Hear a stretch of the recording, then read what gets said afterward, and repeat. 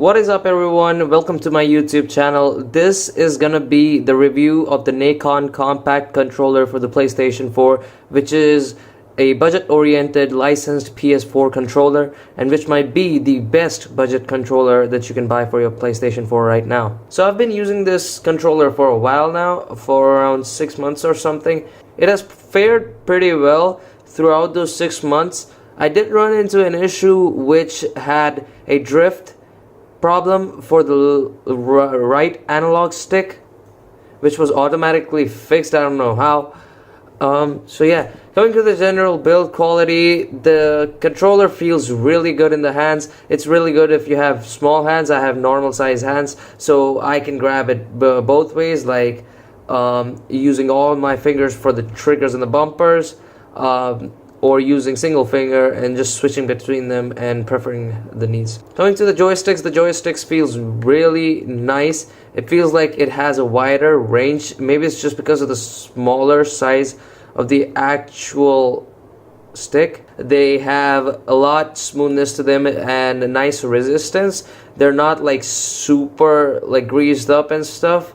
Like, they're not gonna be super loose and move around on their own, but they're not also too tight for you to not move. The size of the face buttons on this controller is kind of larger than the one on the DualShock 4. I don't know if you're able to tell that or not on camera. And they're also glossy, unlike the second generation PlayStation 4 DualShock 4 controller.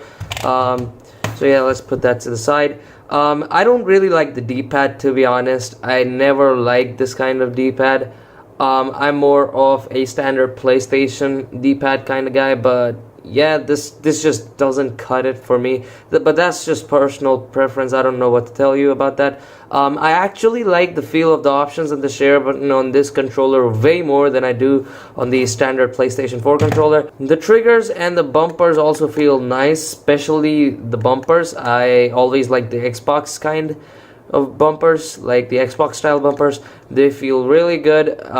They're not that resistant, but they're not also loose, so that is a pretty good thing. And I also like the texture on this touchpad. I don't know if you're able to tell that, but there's squares, O's, X's, and triangles drawn all over the touchpad, which is also a nice touch. You also get a light bar which is kind of placed here, which is an odd spot for my personal preference, because when I'm gaming at night it shoots the light upward at my face, so I don't personally like the placement of it.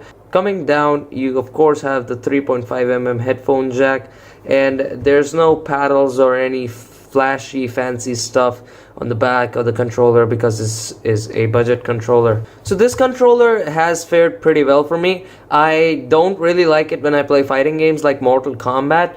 I prefer the original D-pad of the PlayStation 4 standard controller over this one, but that's just preference, as I told you before.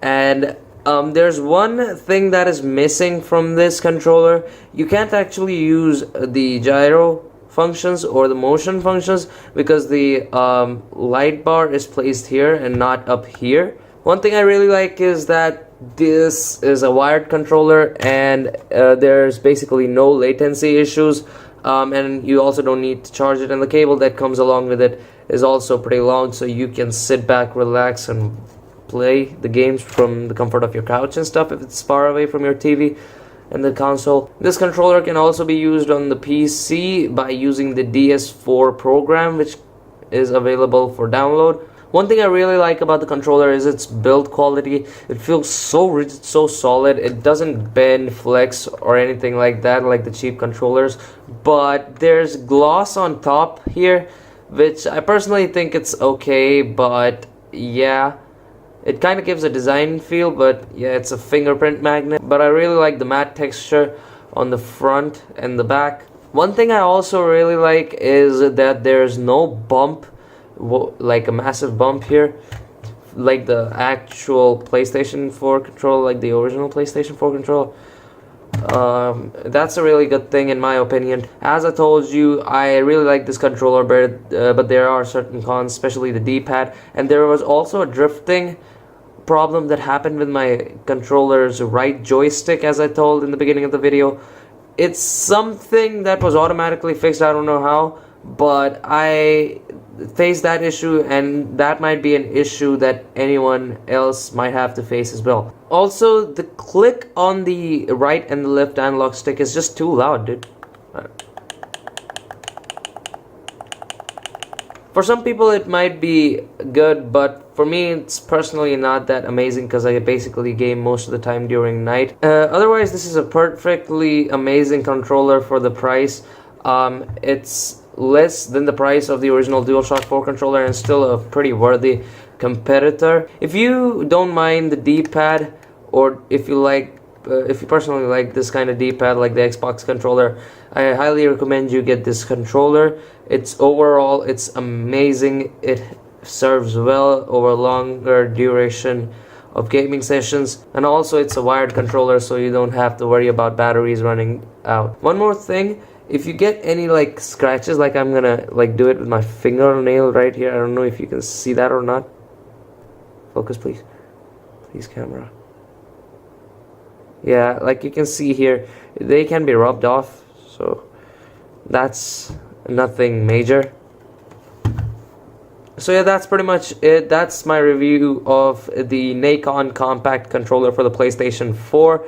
It's a really good controller in general, and you should definitely buy it if you're on a tight budget or if you're looking for a wired alternative to the PS4 controller. So that's pretty much it for my review, and please be sure to like the video, subscribe to the channel, and also hit the bell notification icon so that you may never miss out on any future content.